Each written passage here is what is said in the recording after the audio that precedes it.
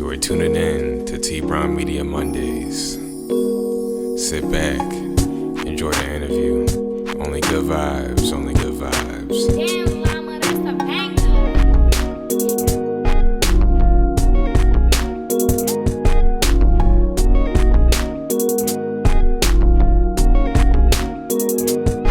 So, Gucci P, welcome to Media Mondays. Thank you for having me. I'm a pleasure to be here.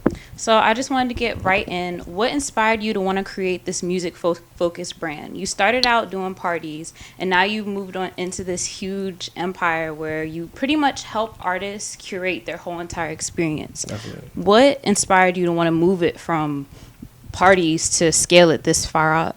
Yeah, so basically through the parties and events that I used to do, I kind of saw what I could use it for as far as the artists. So basically what I was doing was having artists come to events and whatnot, to showcase their talent. Basically, since the people are already going to be there, why not just combine the two things and just help, expose the artists in that way? Yeah.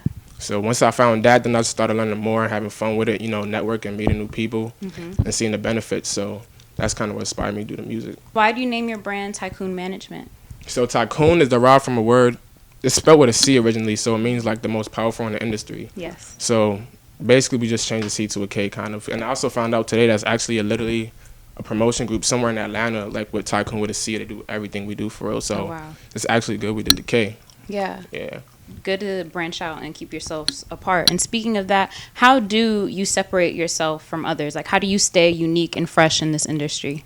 What I try to do is I try to definitely work in the DMV area as well, but try to expand out out of the DMV area and work with places. I've been to Texas. I had an event in Texas as well as West Virginia. So networking with new people outside of, instead of just staying local, going, global with it.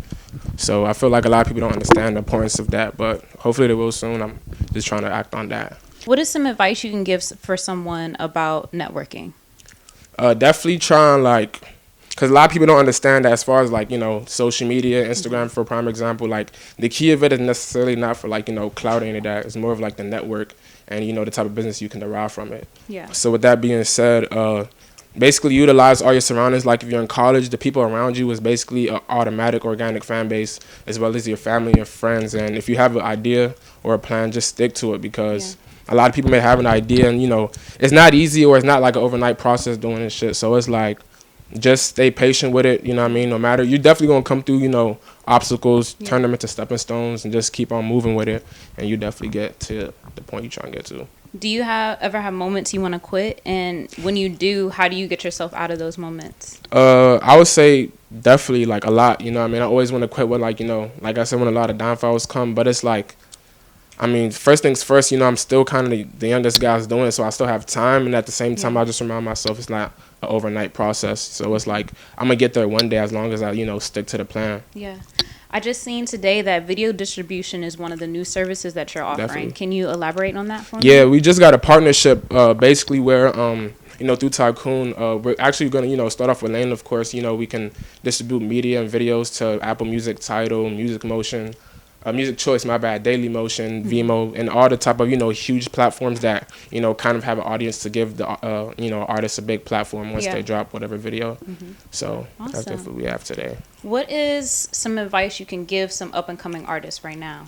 Try and be different. Try and create your own sound. Yeah. Don't try and sound like everybody else. Everybody else is cool, but try and make some music where you can literally derive your own wave of crowds and your own wave of people that can relate to your music, because all the Lil Yachty's and Juice WRLDs we have, they have their own crowds because they're their own type of music. So it's try and create your own music where you can stand out, and nobody can try and say you sound like this or say you sound like that, because you have your own unique pathway and sound. What are one of your favorite events you've done so far?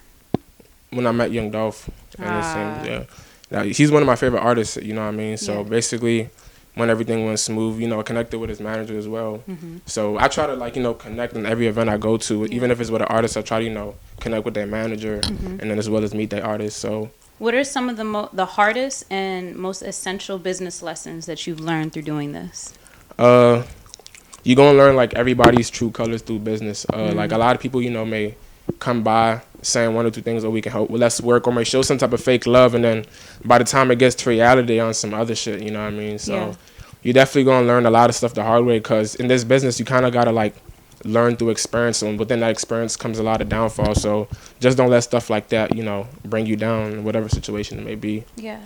I saw that you did that meet and greet for Shelly. What was the first song that made you a fan of her, that stuck her out in your eye?